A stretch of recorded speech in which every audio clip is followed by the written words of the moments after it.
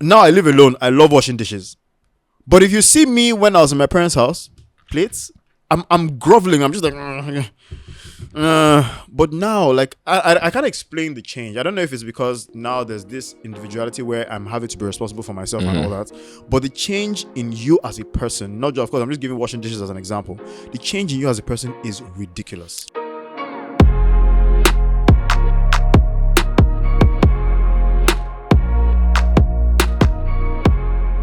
What up, people? It's your favorite podcast man back again with another one. I'm Michael Sonario. And I'm Madeaux Africa. And this is Menisms. We back with another one. How you doing, my G?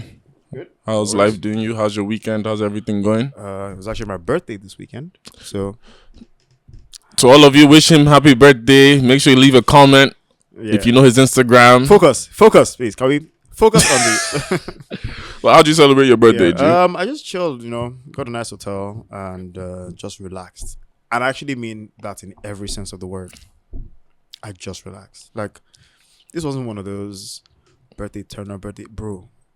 Even dinner plans I was supposed to have, I slept through it. Like, this was when I knew that my body needed the rest. Like, my body needed the uninterrupted sleep. Like, when you sleep, you wake up, you're not really picking up work calls. You're just sleeping, waking up to just look out the window, just get a nice view and just... I needed it. And I think that was like a good benchmark to remind myself that every few months I need to do that whole just leave my apartment, go to a hotel and just sleep. Yeah. So I ain't gonna lie, I'm in that mood. It was a very restful week. I'm in that mood. I need a long break. Just no parties, no nothing. Just sit down. It'll come soon, Chad, this year. But again, shout out to all of you that have been tuning into the podcast. We appreciate you. Shout out to all of you supporting us in everything that we do. Make sure you subscribe to all our audio platforms, all our audio channels. You already know what it is. Spotify, Apple Music, everybody. And again, make sure you guys also send in your comments as we have some to read today. I'm gonna let Muriwa start off with the first one.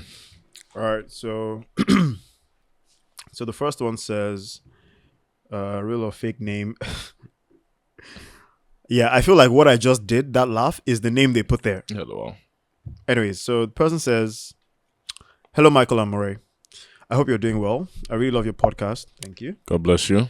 So, my ex's best friend and I have been talking for some time. God. I want to go further, but I'm already worried. Anyways. My ex's best friend and I have been talking for some time.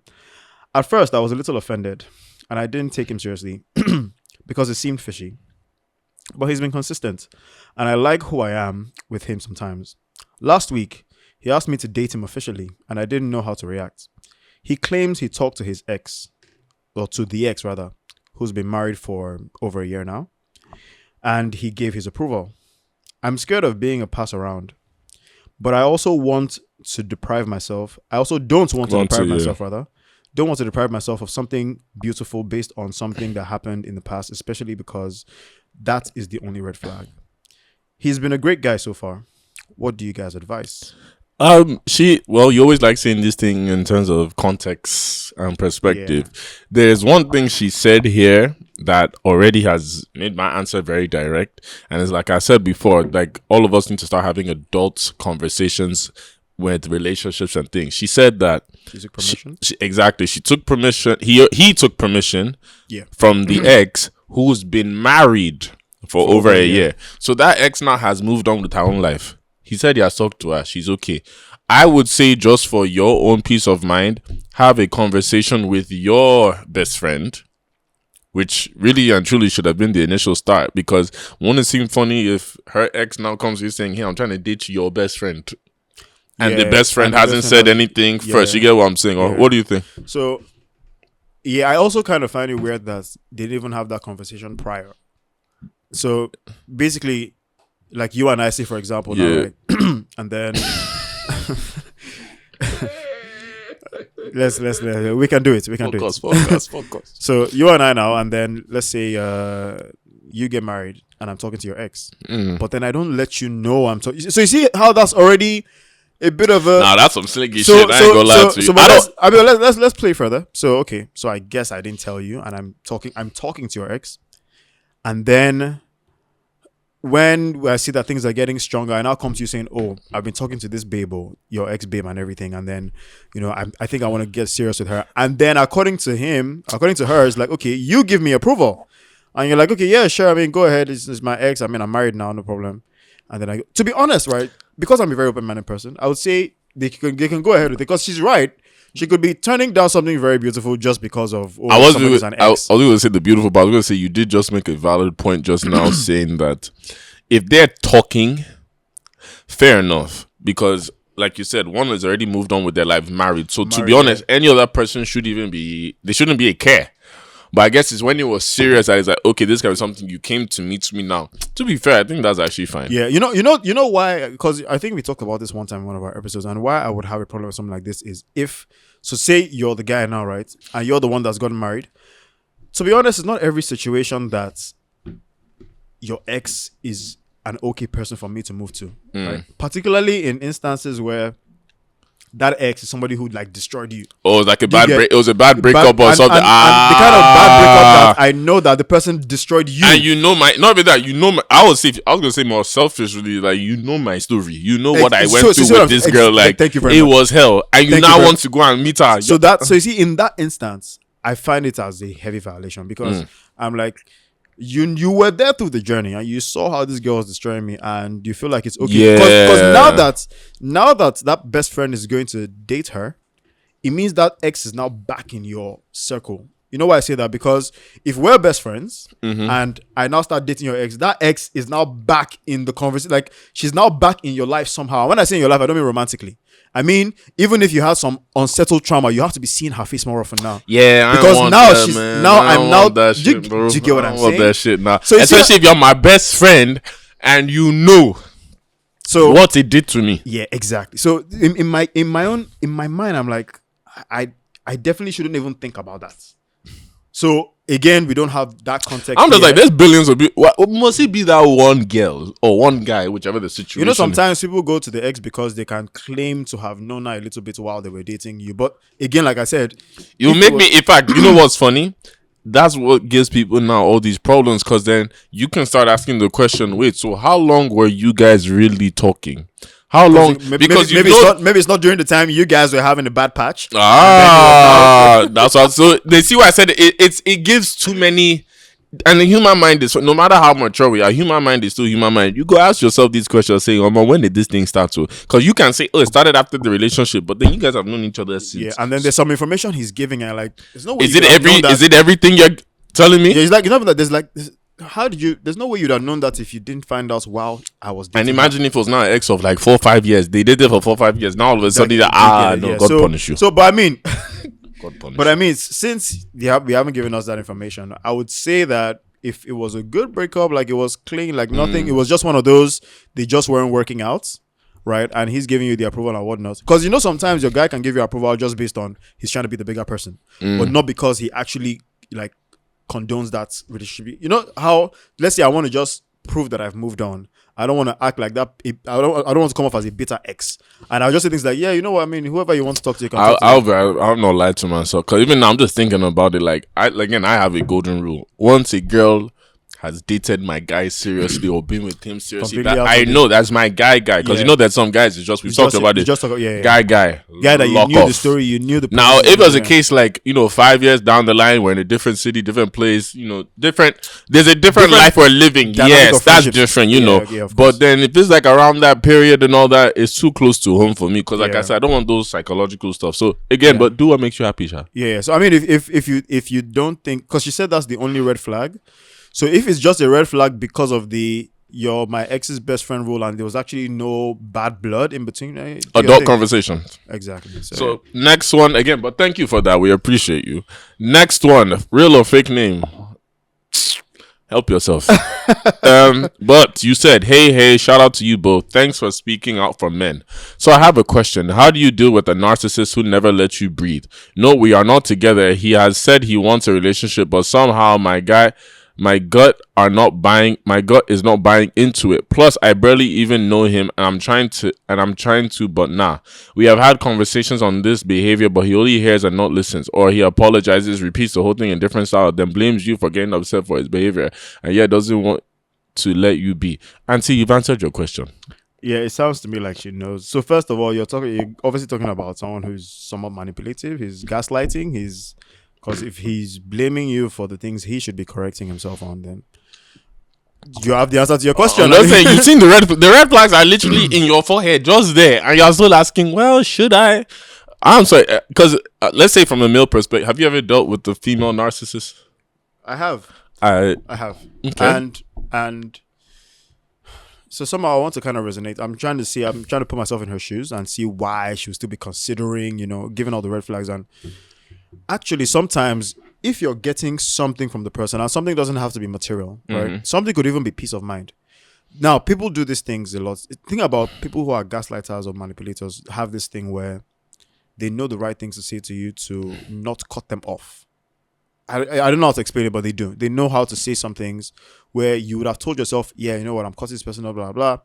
And then all they need is just that one conversation with you, and they've kind of turned everything around again. So that could be what's playing here, where she's now still trying to see if maybe she's the one that is tripping. But personally, if she knows these things, she knows. I'm about to say, because with friendships, I understand that, but with relationships, maybe it's just, that's what I said. Again, I can only speak from my view, because friendships, I do understand that, where there's some, you ever had those friends that like, I need to cut this off, but it's like, but relationship, because you're the one that's going to be with me the most. My peace of mind is everything. Yeah, and it even sounds like she's still very much in control.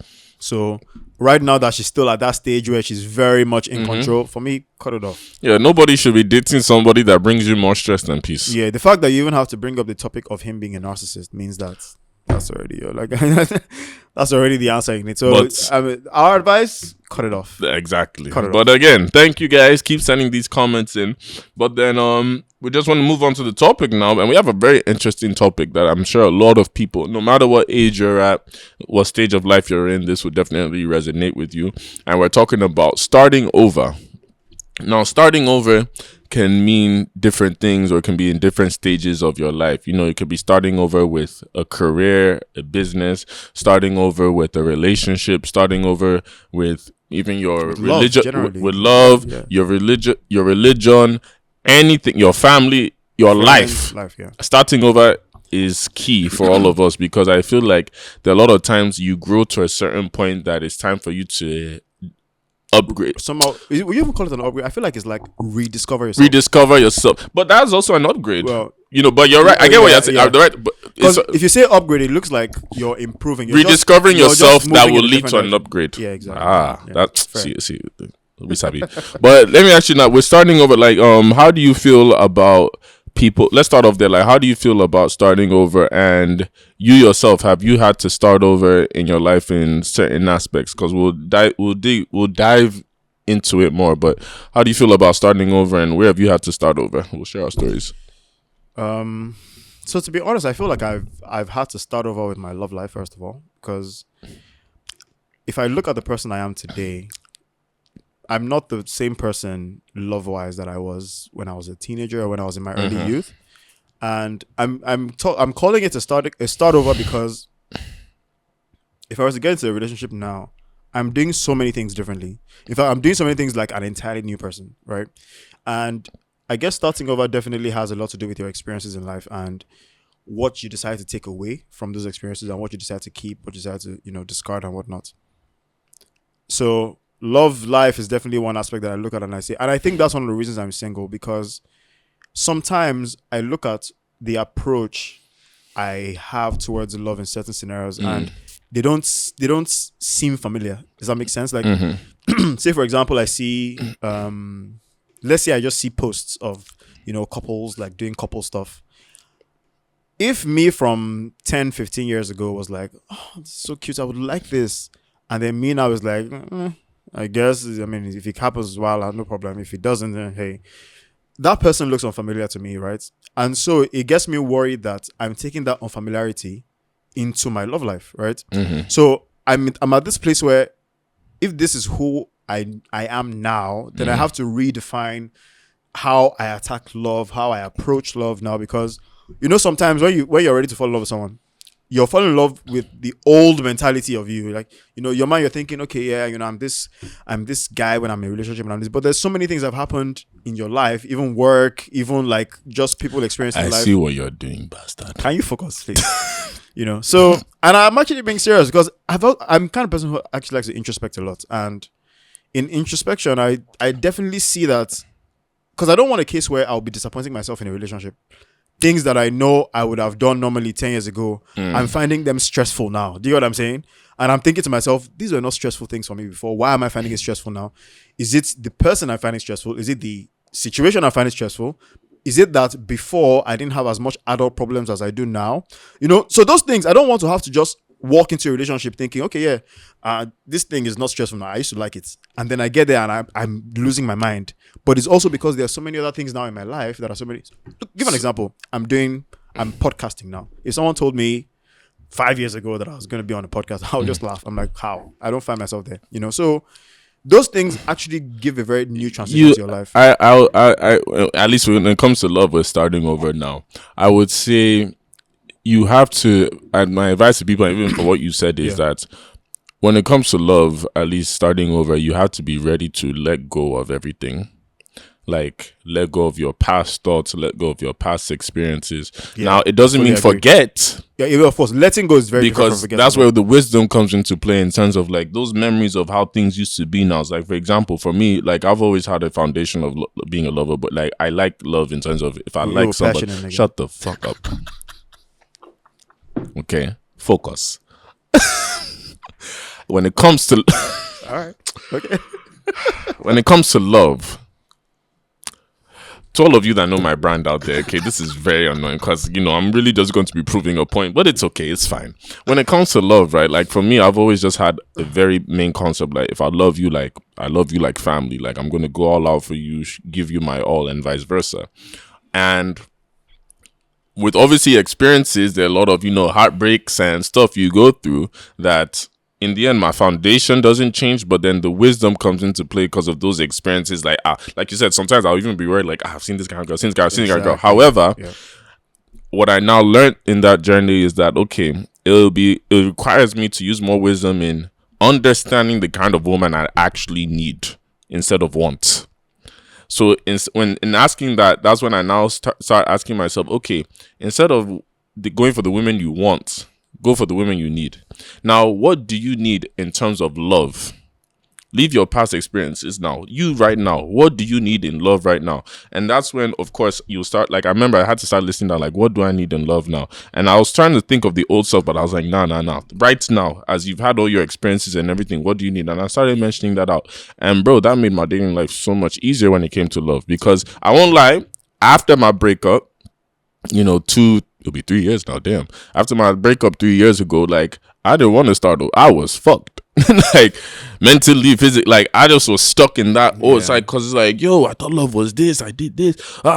Any other girl that was trying to come into my life, and there were a lot of good girls that came into my life, but because I didn't know myself, I wasn't ready to open up myself in terms of exactly like ready to start over, because I was holding on to that old concept. I was pushing them away until it wasn't till last year that I know I took a trip, finally had time to really just look at everything from a holistic point of view, and I said, you know what, my foundation hasn't changed with love, but in order for me to experience the love I want, I have to be ready to start over and let everything go. And I did that, and like I said, my dating life has been very peaceful this year.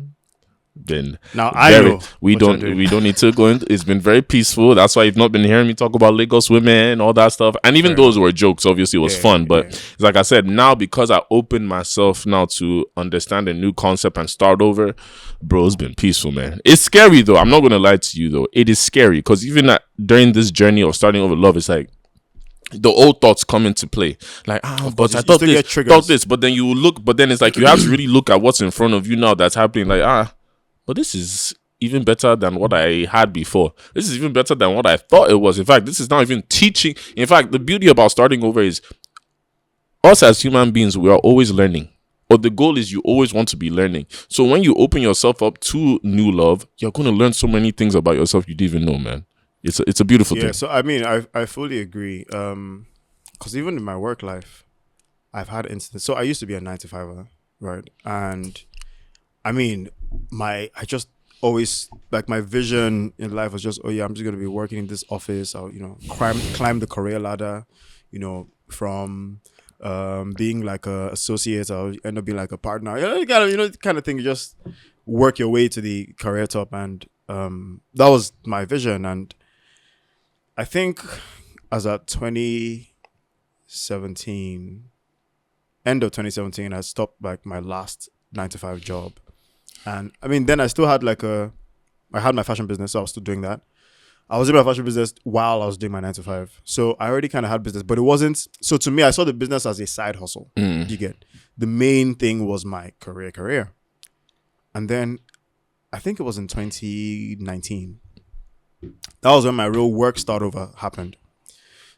So my architecture career was kind of dormant between 2018 and early 2019. And then I landed some big projects in 2019 that required me to resurrect all my skills and everything. So now that project was going to require me being an architect from a businessman's perspective.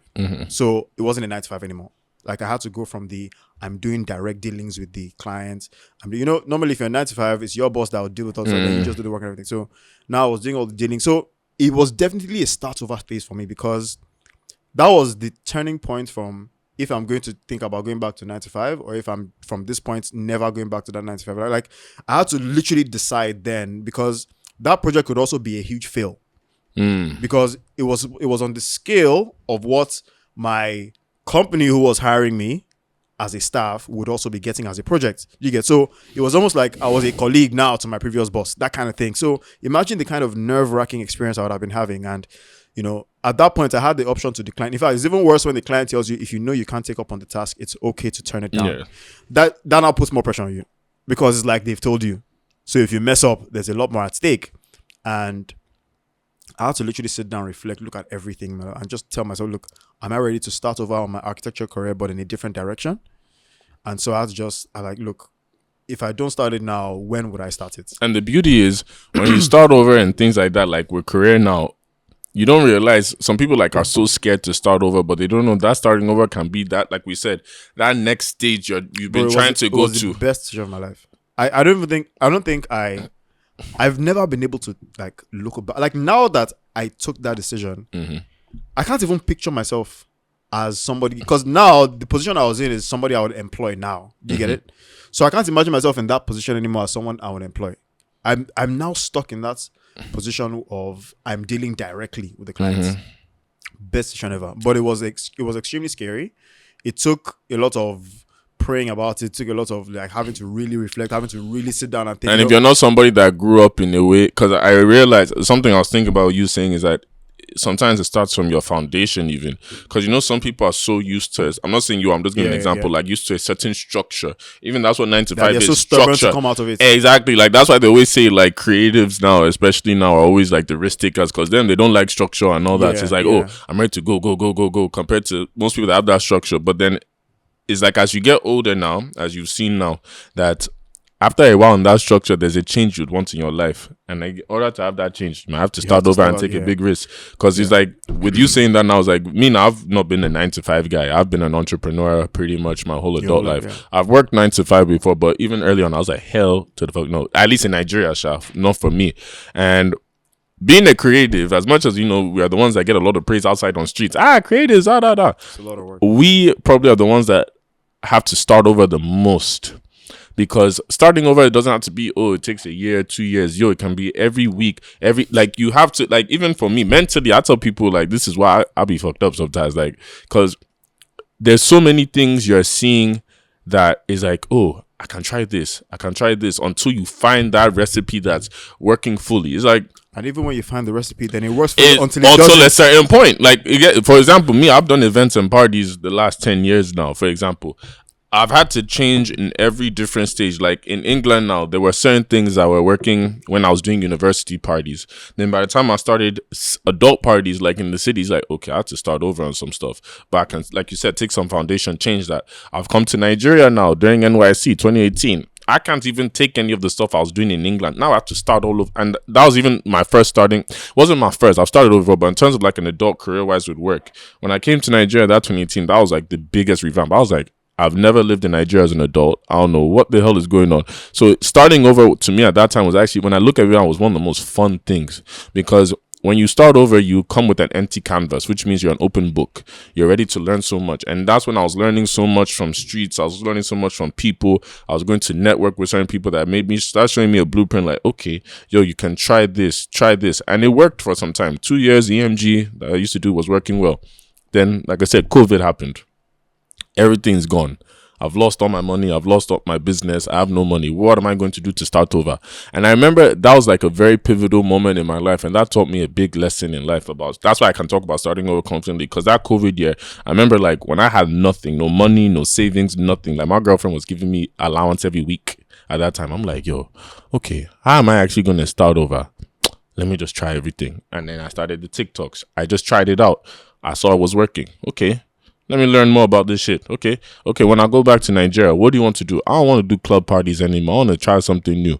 What's something nobody's doing? And you see, I said, asking yourself, starting over, you even start asking yourself certain questions. It's like, okay, what's everybody not doing? Beach parties. Oh, shit.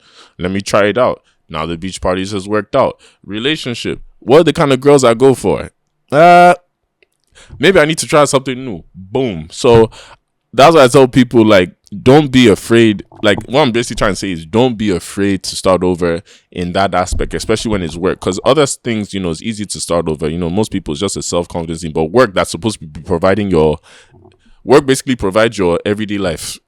Yeah. So, quote unquote. Because let me ask you now, I was even going to ask a question. When you started over with your job now, was your standard means of life the same? So I was even going to say that before I even answer the question. I was going to say that, we've talked about the positive side of starting over, but there's also the negative side of starting over, which is the side where you're starting over because you believe that the current situation is a bit, maybe you're tired of it, or like you just feel like it's time for a change. But then the thing you decide to change to first doesn't work at all. So, I remember there was one time that I was trying to go into car sales. Okay. Like selling cars and stuff like that. To me, I just thought, I guess I wanted the quick negotiation. If I just talk a bit, I get my cuts, like you said. I found myself doing it for like a couple months. I felt so unfulfilled. Like I felt so, I couldn't even recognize who I was. Like, yeah. So it seemed nice, but I was like, yeah, this is not me. So no to car sales. It's just not my thing. I tried to do more going out to parties, like actively going out to parties, or even setting up parties. Wasn't my thing. I would say, okay, I have this party. Okay, so I tried to use the little traffic I had in my social media to like maybe push parties every now and then. Like for other people, not even myself, maybe like other people's parties, just wasn't my thing. Like I was just like, yeah, this is not a start over that I'm trying to have. And I'm glad you said that, because people don't realize it's not easy to throw party. People think it's easy, but it's not. It's not. In fact, there's so many aspects of like even like my fashion business. I'm not gonna tell you how many times I've decided I'm shutting this shit down. I can't do this anymore. And I'll actually shut down for a couple of months. But I got to realize that, look, see, in the end, when you really love something, you start again. Yeah. And that's how the fashion has been for me. Like, so I guess it's just how I handled the fashion that had to be different. Before, I was always all out there. But I guess what was happening was that what I didn't like was interacting with people, especially Nigerians. Bruh, Nigerian clients are the most difficult people to have to deal with, right? Bruh. I tell people I'm very people don't believe me when I say this, that at times I can be very, very introverted. My close friends know this. If you know me and I'm your friend, I can be around you and be quiet. Because again, my industry now, people every day, Nigerians every day, you're like, I to give it, I don't, because the listeners now are people to describe it. Imagine, okay, for all my Nigerians out there, perfect example. Imagine dealing with your mother or father times 1,000 times 1,000 people, and guess what? This time, at least the good thing is you can fight back. Yes, that's for some. Yeah, for some. But then the problem is the mentality, like, and people understand what, and I think you understand what I mean by your parents at times, because your parents like define that Nigerian that you're going to deal with outside, and you still have a patience with your parents because they're your parents, they're your family, you love them. Now imagine people you don't have any patience with, that you now have to learn to develop patience for.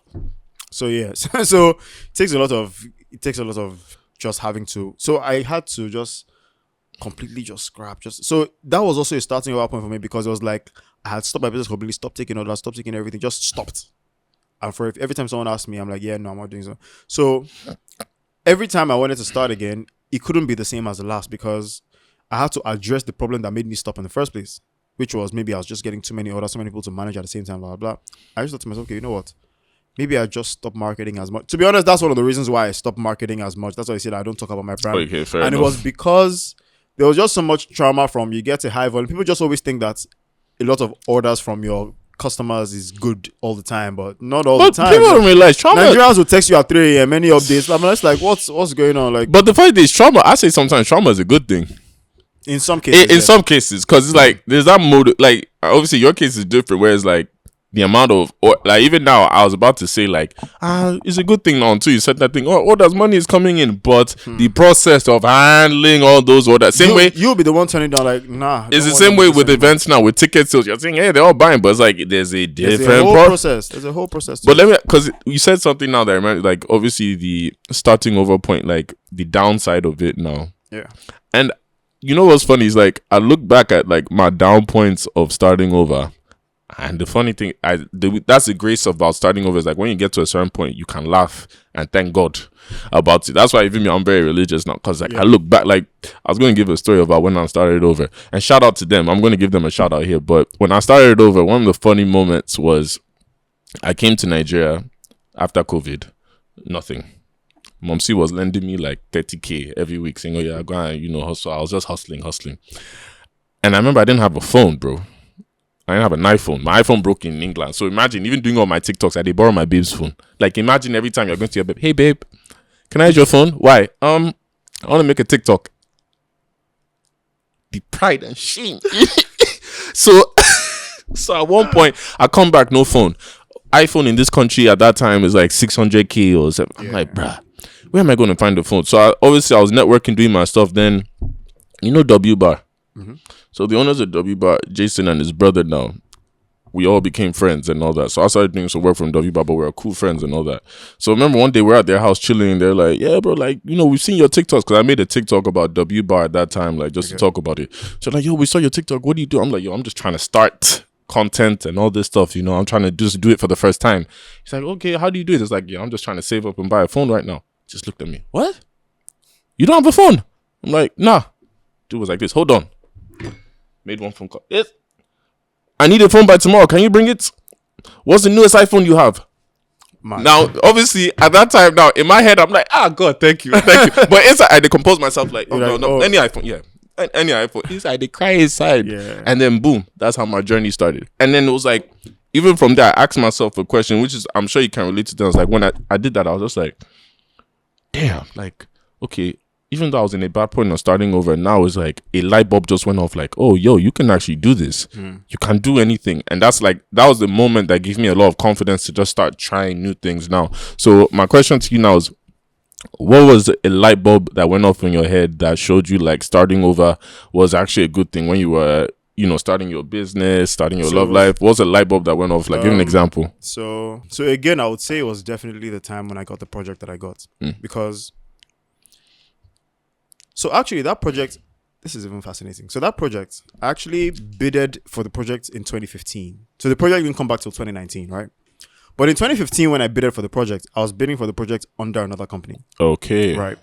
So can you explain that when you say bidding, because so people understand? So the project was like a competition project for a big company, big oil company, one of the big oil companies in Nigeria.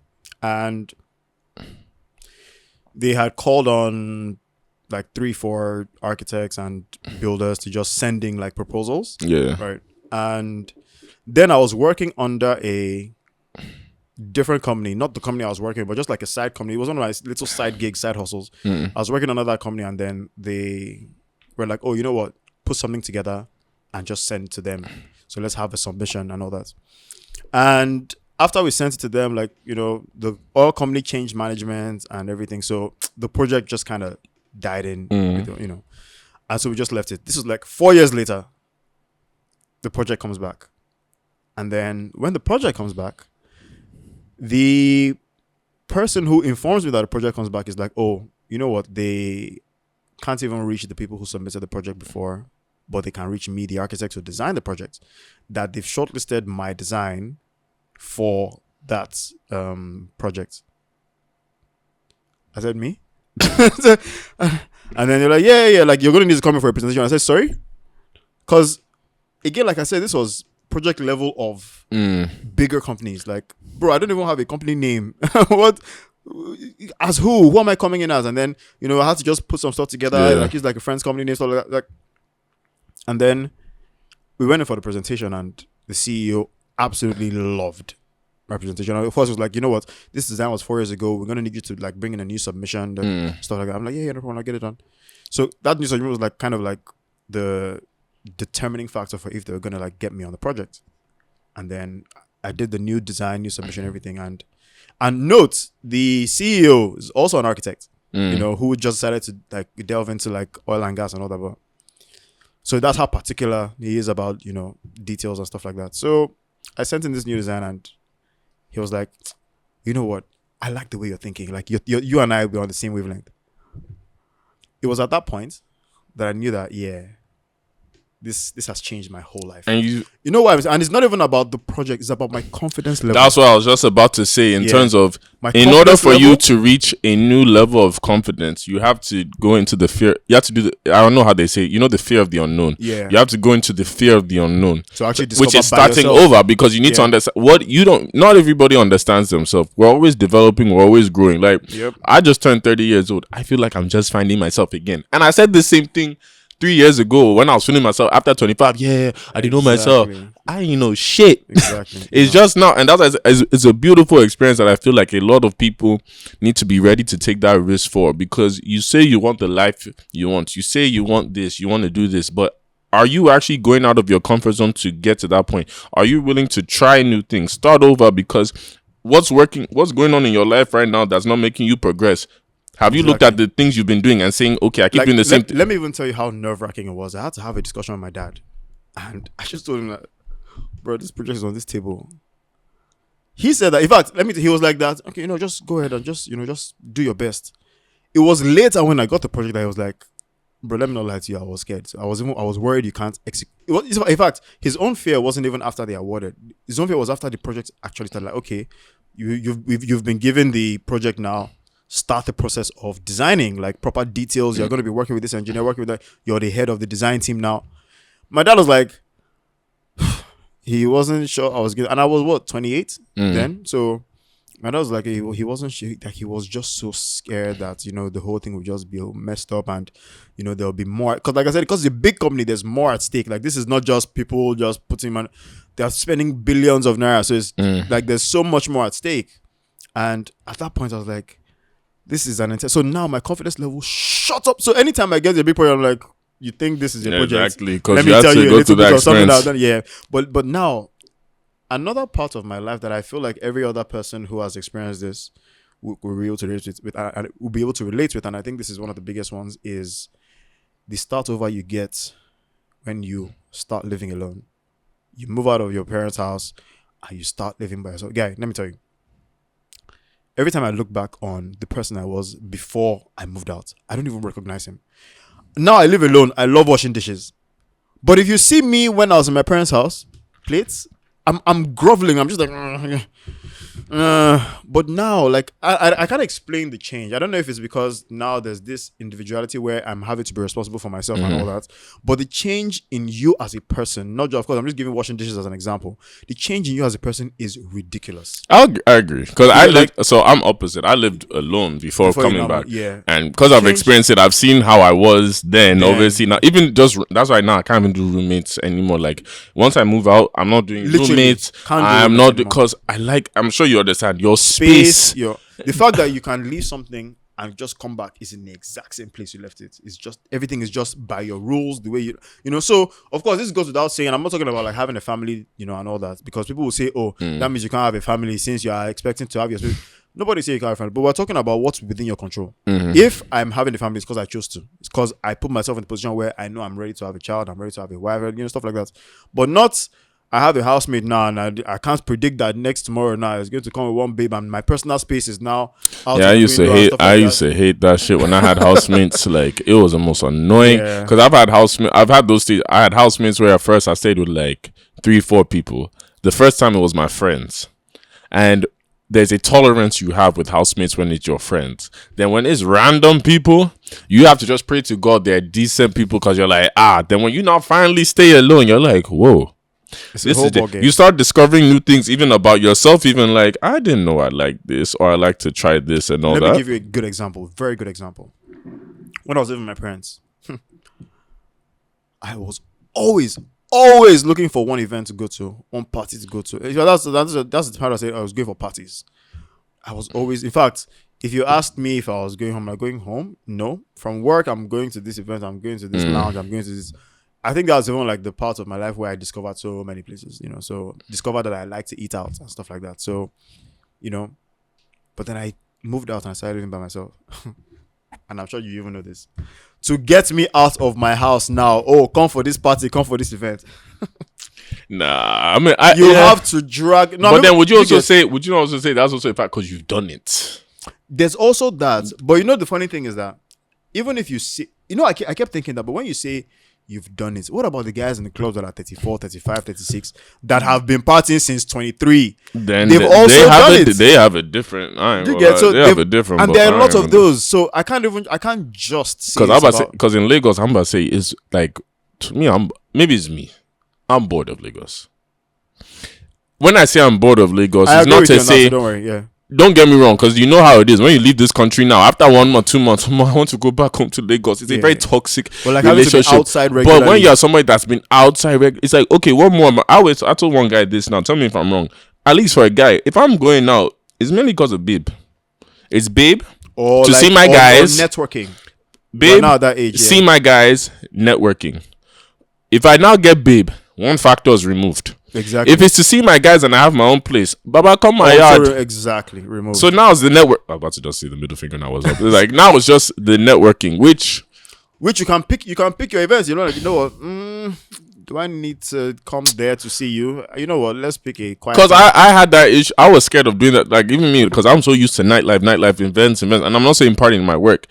I even had to start over this year because I've not been doing nightlife as much. People think I am because obviously I still am associated. I'll go out once in a while, but even me, this year has been a year of learning to start over, like in some ways, and I've seen the growth. It's a beautiful thing. I'll suggest it to everybody. Like there's a point you get tired of certain things in your life that you're like, yo, I just want to start over, you know. And one of those things I noticed, like starting over for me, like you said, we're talking about different things, was the women. And this one, not love. This is just like the kind of women you go for. I want to go into detail of that because we've both, and even the things you tolerate as a guy, because they change. Because I ain't gonna lie to you, since this, like when I really had to sit down and say, I told you my friend, she's the one that told me one time we're on a trip. She's like, yo, why do you keep? And she's my best friend. She's like, my sis. Shout out to you. You know yourself. She's like, why do you keep going for these same type of girls and always end up stressed out? Because I like beautiful things. I like beautiful women. I always will. And, you know, that's why I have mine. But at the same time, personality and some things I'll tolerate, for most of my life I would. Since I said the day I said I want to start over in terms of the right woman, bro, you dare not bring that shit to my front door. You dare not. But in vice versa, saying that, I also had to work on myself. Right. In terms of starting over, bro, the way you did move with woman now and all that, change this approach. Try this. It's a work in progress. It's working, but it's like seeing that change now has really made me start maturing more as a man, like understanding certain things. So I asked the same question to you, like when it comes to women now, what are some of the changes you've made in the kind of women you've gone for? Or what are some things you don't tolerate anymore from women? So I think firstly, I mean, it's always been something that throws me off. But when like you're going on and on and on about female attention that I'm getting, and it's Let me tell you right now, we have grown as like, if your insecurity is doing you that much, you need to work on yourself. Because for me, if you're a beautiful girl and I see man them around you, if you are mine, I could just look. Even if you're someone I'm trying to move to, right? If I see that what you get is just male attention, but you by yourself are decent people. You hold yourself. Different. No problem. You're gorgeous. So, you get that to me, that one I can't even get any kind of insecure. Like, and actually that's another thing that insecurity, because while I was growing up, I was very insecure. I'll be very honest with that. Like, fair, respect that. You grow into owning your appearance. You grow into owning your lifestyle. When you're younger, you're still trying to figure yourself out. And so most of the time, actually, people are telling you what you look like over what you see in the mirror. Exactly. And that's somebody will tell you, you that your head is big. You now get to the mirror and I'm like, my head is actually big. And then over time, when you're starting to rediscover yourself, you're not starting to be like, okay, I don't see it though. They say my head is big, but I don't see it though. Like, and I'll say for me, when you said that's funny, I went to the same, but I had for me, I learned that this is why I always tell people, play sports growing up or play like teams, because sports helped me so much. Because I had a lot of insecurity issues growing up with kids like, oh, your head is big, your lips are big, you're short, and all that. By the time I played sports, like obviously there's a confidence I was developing. Then when I started beating top people that were taller than me, it's like, so you that you're tall, you can't even do this. Exactly. Next, or I don't know if you relate to this as a guy. You know how some guys will talk shit about your physical appearance, but they pull the bad B. Just about to say that. They pull the bad B. And then I said, wait, the same dudes that keep talking rubbish, the girl likes me. You're a mad person, Joe. Get out. So like, bro. So those things build confidence. They build that self-awareness. So that's owning or discarding your insecurity is definitely something that, and I feel like a lot of people face this when they grow older, when they start over. Because if you don't think about starting over, so we also need to explain that starting over is not necessarily that you told yourself, okay, I'll throw everything away. No. So starting over is you see an aspect of your life, and actually the key part of starting over is taking the traumas, knowing the ones that you can use to your advantage, bring them in, own them, accept them, knowing the ones that are just useless to you, and just completely discard, and understanding that this has no use in my life. The minute you can sit in front of your insecurities, your traumas, and just say that, okay, this happened to me, but I'm going to move on from this. That's when that aspect of your life is beginning to experience a start over. And it doesn't have to always be trauma. It can also be a case that you actually want to try stuff and be more open-minded to it. Like for me now, I am a very like that's one thing with girls that I hate about me if I date them. Like I don't like eating different things. Give me my chicken, different kinds of meat. I hate seafood with so much passion. I don't know why you girls like it, but it's like I've started now realizing this. Like I remember there was one girl that made me try something, and I was like, I'll never eat it. But it's actually not that bad tasting. That thing's not bad. You know what? That's me with seafood, but I still also, just like you, can't eat so many things. I'm not adventurous with my food. I don't see myself. That's one thing. I'm sorry, I'm not starting over. Although I've thought about sometimes that maybe if I actually open my, but I can't. Let me ask you a question about starting over too, because of time now. Because we could go into this, but let me ask you a question about starting over religiously. Okay. Because some people, because I always say this is the biggest one though. Because I always say, obviously, if you're going to start over now, if you're going to start over, there's a case of where do you take your problems to, or who do you communicate, your thoughts to when you want to start over? Is it yourself? Is it somebody physically, spiritually?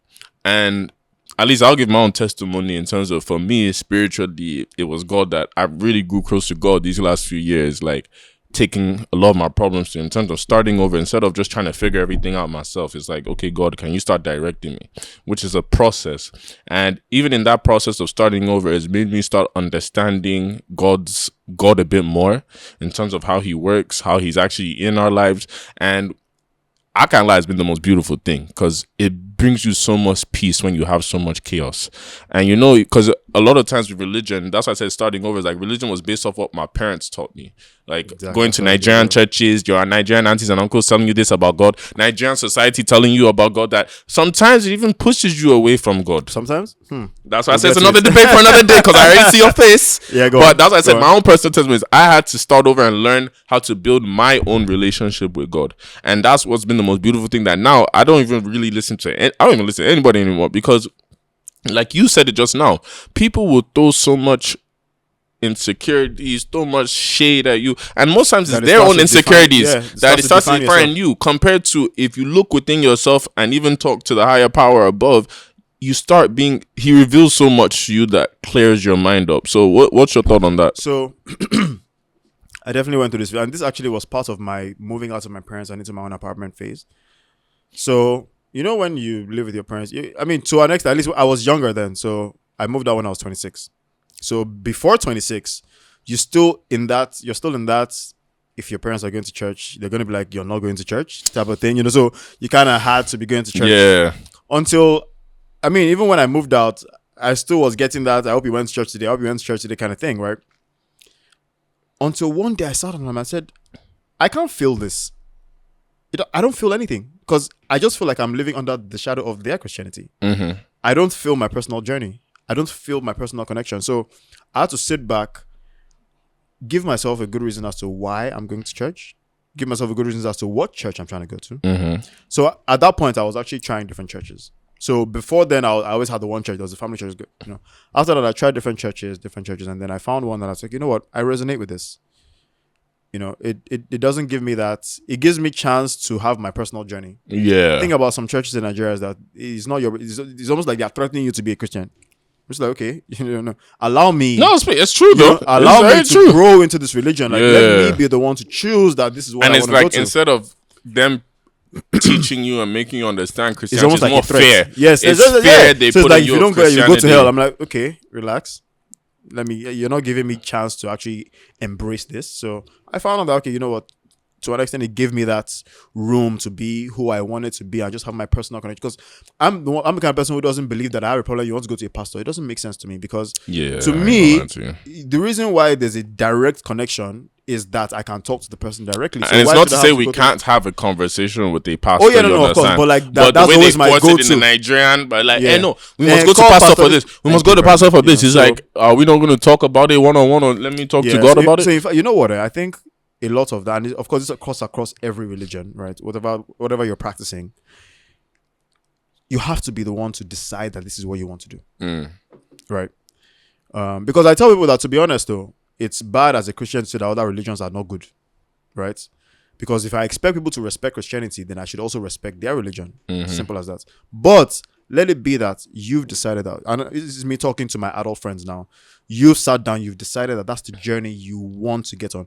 I've had some people say, okay, yeah, they want to convert from Islam to Christianity, they want to convert from Christianity to Islam, they want to go to tradition. Like, whatever it is you decide that you want to put your faith in, let it be that at that point, it's that you've decided to. Not that there's outside factors that because you see a lot of people saying they don't understand why they're just Christians by the association of being born into a Christian home. Yeah. But, bro, because you know why I say this? Because you look at some Christians and you hear what they're preaching and you look at what they're practicing and you're like, that practice what you preach. And you're like, okay.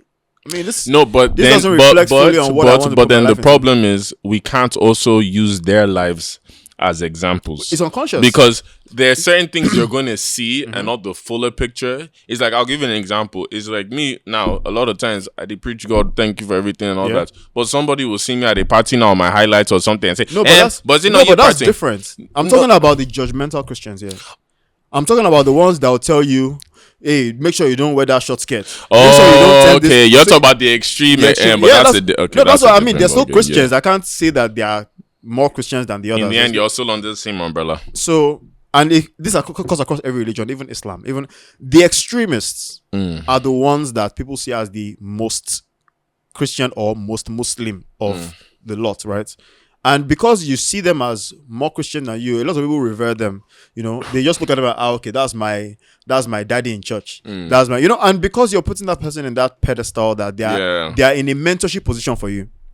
I look at those people that people are looking up in high esteem, And I'm just like, okay. So this is the person that said you should not do this and do this, but you can see that he's also doing everything he told you not to. So that's why I say that. And in that process, I'm telling them, look, I'm not saying don't create a mentor don't find somebody you want to, look up to. One, be very picky. Two, let it be that you pick that person after you've discovered why you want to be in that religion. Christian. So it's more of a, that's why I said the spirituality is more of a self-awareness. So that starts over. I know what I want. So that way, when I'm looking at other things, it's now like they fall in line with what exactly, fall in line with my views. In the same way with relationships, friendships, you look at people that are like-minded or aligned with the goals or mentality that you have. So that's how you should treat spirituality too, in terms of when you're looking at your spiritual leaders, because we're not talking about the higher powers. We're talking about those that are representing the church bodies, Islamic bodies, whatever. Like, before you go and pick them and put your whole trust in them, have a thought of your own. Start over and say, what do I want for myself? Exactly. Before you go to because them. What that does is that it helps you because, again, let's not forget that these people that are practicing these things are also human beings too. Yeah. And so nobody's perfect. So when somebody's giving you bad advice, you should be able to add your own thinking cap to be like, okay, I'm going to take some things, but that thing you mentioned to me, I'm not going to do that. But then that's where it comes back to our main topic. So we round off is that a lot of people are even scared. No, forget religion, just in general are scared to speak up, speak their true mind, because that requires them even starting over a thought process that they've had there. So that's why I say it's a scary thing for many when it comes to all aspects of starting over. But the beauty about starting over is the things you discover. The things you discover about yourself, discover about life, discover about people. And trust me, at least just to round it off, I would say, like, there's no age, there's no time in starting over. If you want to start over tomorrow, you feed do am. If you want to start over again the next day, you feed do am. It is a personal choice that nobody else in this world needs to know when you're starting over, when you're doing it. The only thing people in this world can do is enjoy the journey of you starting over and let them be part of the show. Yeah, I mean, I fully agree. And I think we can round up. But I mean, one last comment I'll just make is, I personally believe that everyone at some point needs to start over in one aspect of their life or the other. Like, there's so many people that feel like they're fully comfortable the way their lives are and rather just go that way. I always tell them, you get to a benchmark, pick something and start something new. Like, even if it's like you want to start off a new hobby, you don't know what you like, you want to start off a new sport, you don't know what you like. Like, just pick something, because you don't know the doors those will open when you start them. But always pick something and try it. If it doesn't work for you, then you at least you tell yourself, I tried to start. I tried this, and people forget we have it by the grace of God. Obviously, we have a long life. The average life. Well, I don't want to say Nigeria's average life, but most people, by God's grace, 60 70, 80. Yeah. Are you telling me you're going to be doing that same thing every single day your whole life? You go try something new if you want, Yeah. But because of time, thank you guys. We appreciate you guys. We want to hear your comments about starting over, even your journeys about starting over. Share your experiences on the comments. Make sure you send us comments. Make sure you subscribe to all our audio platforms and channels, and continue to support the brand.